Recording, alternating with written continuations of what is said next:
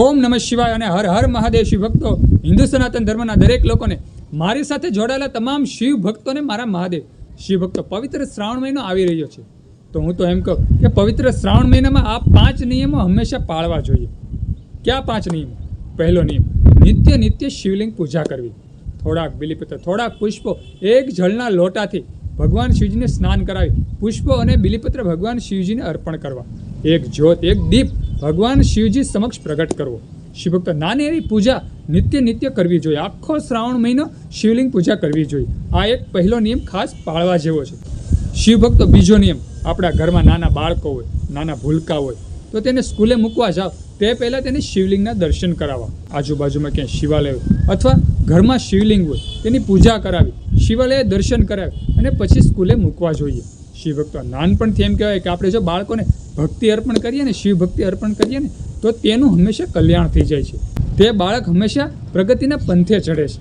તો હંમેશા દરેક બાળકોને એમ કહેવાય કે પવિત્ર શ્રાવણ મહિનામાં શિવલિંગ પૂજા કરી અથવા શિવાલયમાં ભગવાન શિવજીના દર્શન કરાવી અને પછી સ્કૂલે મૂકવા જોઈએ.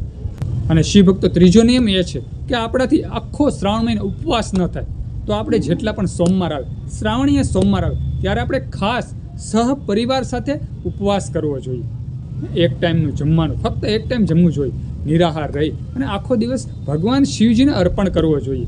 નાનામાં નાનું બાળક હોય કે મોટામાં મોટા કોઈ વડીલ હોય, દરેક લોકોને સહપરિવાર સાથે મળી અને ભગવાન શિવજીના નામે એમ કે સોમવાર બનાવી દેવો જોઈએ. ખાસ કરી અને ઉપવાસ કરવો જોઈએ. શિવભક્તો, આ ખાસ ધ્યાન રાખવું. અને શિવભક્તો, ચોથો નિયમ છે, જે પણ આપણને લોકો સામા મળે, આપણે સગા વાલા મિત્રો પરિવારો આપણને જે ઓળખતા હોય તેને મહાદેવ કહી વધાવવું. આખો શ્રાવણ મહિનો દરેક લોકો આપણને જે સામા મળે છે તેને મહાદેવ કહેવું. એક નિયમ ખાસ પાળી લેવો. હું તો કહું ખાલી શ્રાવણ મહિનો નહીં, પણ 12 મહિના આપણે જે પણ લોકો આપણને સામા મળે ને તેને મહાદેવ કહેવું. ભગવાન મહાદેવને ખૂબ પ્રિય છે. તો શિવભક્તો, ખાસ કરીને આ નિયમ પણ આપણે પાળવો જોઈએ. શિવભક્તો, 5મો નિયમ છે, કપાળે ભસ્મ અથવા ચંદનની બિંદી અથવા ત્રિપુંડ નિત્ય કરવું જોઈએ. આખો શ્રાવણ મહિનો નિત્ય ત્રિપુંડ અથવા બિંદી કરવી જ જોઈએ. ઘરમાં ભસ્મ તો હોય જ છે, અગરબત્તીની કલ ખરેલી હોય તો તે ભસ્મ ભેગી કરી લેવી. ચંદનની ડબ્બી રાખવી, 10, 15, 20, 25 રૂપિયાની ડબ્બી મળી જાય છે. આખો મહિનો એમ કહે ચંદનની બિંદી કરવી, ચંદનનું ત્રિપુંડ કરવું. ભગવાન મહાદેવને અતિ પ્રિય છે અને ભગવાન મહાદેવને ખૂબ વાલો લાગે છે. શિવ મહાપુરાણમાં કહ્યું છે, જેના મુખમાં શિવ નામ હોય, કપાળે ત્રિપુંડ હોય, ભસ્મ હોય, ગળામાં રુદ્રાક્ષ હોય ને, તે માનવ સંપૂર્ણપણે શિવભક્ત કહેવાય છે.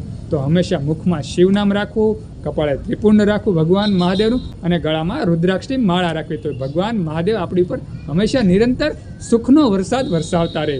તો શિવભક્તો, ખાસ કરી અને આ 5 નિયમો આપણે શ્રાવણ મહિનામાં પાળવા જોઈએ. સુંદર આ વિડીયો ગમ્યો હોય તો વિડીયોમાં લાઈક આપજો, કમેન્ટમાં હર હર મહાદેવ ઓમ નમઃ શિવાય લખજો, અને આ વિડીયો બીજા હિન્દુ સનાતન ધર્મના લોકોને શેર કરી દેજો.